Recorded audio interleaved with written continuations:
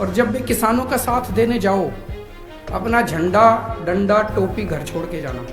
वहाँ हमें पूरे गैर राजनीतिक तरीके से एक आम आदमी बन के जाना है, इस देश का एक आम नागरिक बन के जाना है। वहाँ पे कोई राजनीति नहीं करनी है उसके साथ। और अब ये जो तीनों बिल आए हैं, ये तीनों बिल एक तरह से किसानों से उनकी खेती छीन के इन 2-4 पूंजीपतियों को सौंप देंगे। तो अब किसान के लिए अस्तित्व का सवाल हो गया कि अब अगर सड़क पे नहीं उतरेगा तो किसान ही नहीं बचेगा। उस दिन हिंसा हुई, इस वजह से किसानों के मुद्दे नहीं खत्म हो गए।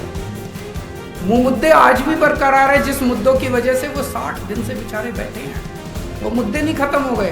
कह रहे हम तो आंदोलन खत्म। आंदोलन कैसे खत्म? और जिस देश का किसान दुखी है, वो देश कभी भी सुखी नहीं हो सकता। पिछले 25 साल में बताते हैं 3.5 लाख किसान आत्महत्या कर चुके हैं देश के अंदर। मैं कई बार सोचता हूँ इतनी ठंड के अंदर किसान कैसे बैठे हैं। वो इसीलिए बैठे हैं क्योंकि अगर नहीं बैठेंगे तो फिर कुछ बचेगा ही नहीं। 70 साल से सभी पार्टियों ने मिलकर किसानों को धोखा दिया। आजकल हमारे देश का किसान बहुत दुखी है। 70 साल से सभी पार्टियों ने मिलकर किसानों को धोखा दिया। कभी कहते थे तुम्हारा लोन माफ करेंगे, किसी ने लोन माफ नहीं किया। कभी कहते थे तुम्हारे बच्चों को नौकरी देंगे, किसी ने नौकरी नहीं दी। पिछले 25 साल में बताते हैं 3.5 लाख किसान आत्महत्या कर चुके हैं देश के अंदर। किसी ने किसानों की सुध नहीं ली। और अब ये जो तीनों बिल आए हैं, ये तीनों बिल एक तरह से किसानों से उनकी खेती छीन के इन 2-4 पूंजीपतियों को सौंप देंगे। तो अब किसान के लिए अस्तित्व का सवाल हो गया कि अब अगर सड़क पे नहीं उतरेगा तो किसान ही नहीं बचेगी। और अगर किसान ही नहीं बचेगी तो बेचारा किसान जाएगा कहाँ? वो अपने परिवार को कैसे पालेगा? मैं कई बार सोचता हूं कि इतनी ठंड के अंदर किसान कैसे बैठे हैं। वो इसीलिए बैठे हैं क्योंकि अगर नहीं बैठेंगे तो फिर कुछ बचेगा ही नहीं उनका। 26 जनवरी को जो कुछ भी हुआ वो दुर्भाग्यपूर्ण था। जो हिंसा हुई वो दुर्भाग्यपूर्ण थी। जो भी उसके लिए जिम्मेदार हैं, और जो जिम्मेदार हैं वो जिस तरह से फर्जी केस पे केस लगा रहे हैं वो नहीं, जो भी उसके लिए असल में जिम्मेदार हैं, जो भी पार्टी उसके लिए असल में जिम्मेदार है, उसको सख्त से सख्त सजा मिलनी चाहिए। लेकिन उस दिन हिंसा हुई, इस वजह से किसानों के मुद्दे नहीं खत्म हो गए। मुद्दे आज भी बरकरार है, जिस मुद्दों की वजह से वो 60 दिन से बेचारे बैठे हैं, वो मुद्दे नहीं खत्म हो गए। कह रहे हम तो आंदोलन खत्म। आंदोलन कैसे खत्म? वो किसानों की जो दुखती समस्या है वो तो आज भी है। तो वो आंदोलन खत्म नहीं हो सकता, वो उनके मुद्दे खत्म नहीं हो सकते। और जिस देश का किसान दुखी है, वो देश कभी भी सुखी नहीं हो सकता। हम सब लोगों को मिलके किसानों का साथ देना है, अपने अपने इलाके में अहिंसा पूर्वक, शांति पूर्वक सबको साथ देना है। और जब भी किसानों का साथ देने जाओ, अपना झंडा डंडा टोपी घर छोड़ के जाना। वहाँ हमें पूरे गैर राजनीतिक तरीके से एक आम आदमी बन के जाना है, इस देश का एक आम नागरिक बन के जाना है। वहाँ पे कोई राजनीति नहीं करनी उसके साथ। दिल्ली के चुनाव के बाद ये पहली बार हम लोगों को मिलने का मौका हो रहा है। तो सबसे पहले आप सब लोगों को बधाई देना चाहता हूं कि आपकी पार्टी ने दिल्ली के चुनावों में शानदार जीत हासिल की।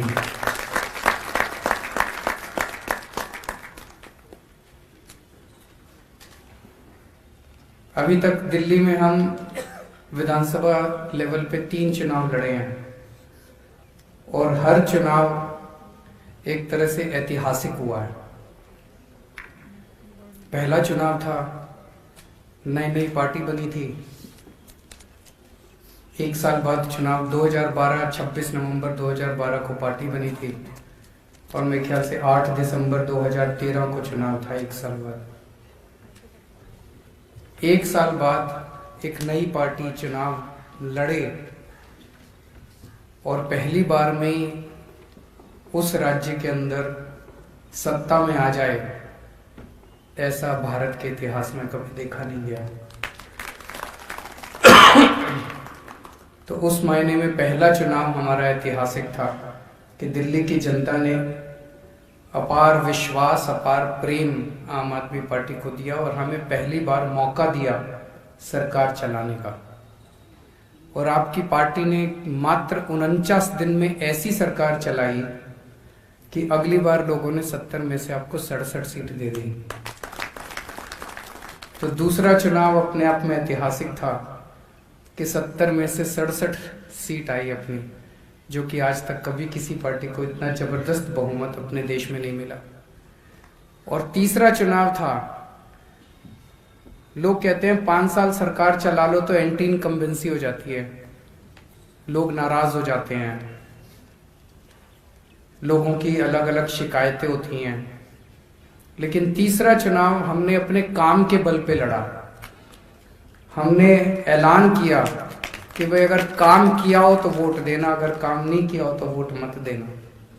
और तीसरा चुनाव उस तरह से ऐतिहासिक था कि इतना, दूसरी बार जब पार्टी चुनाव लड़ी तीसरी बार, तो इतना जबरदस्त बहुमत आम आदमी पार्टी को, रिपीट बहुमत आम आदमी पार्टी को मिलना, ये अपने आप में एक ऐतिहासिक था।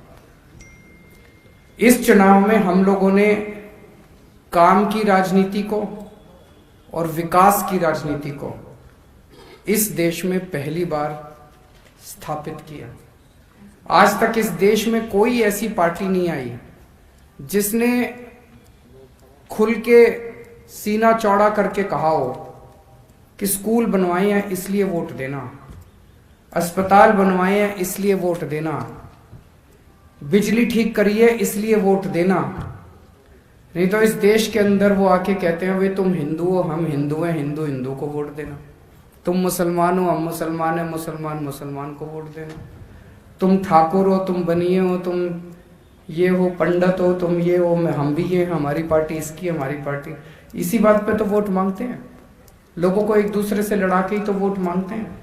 आज तक किसी पार्टी के अंदर हिम्मत नहीं थी जो खड़ी होके ये कह दे कि भाई हमने काम करा है, काम के नाम पे वोट देना, स्कूल के नाम पे वोट देना, अस्पताल के नाम पे वोट देना। अरविंद केजरीवाल,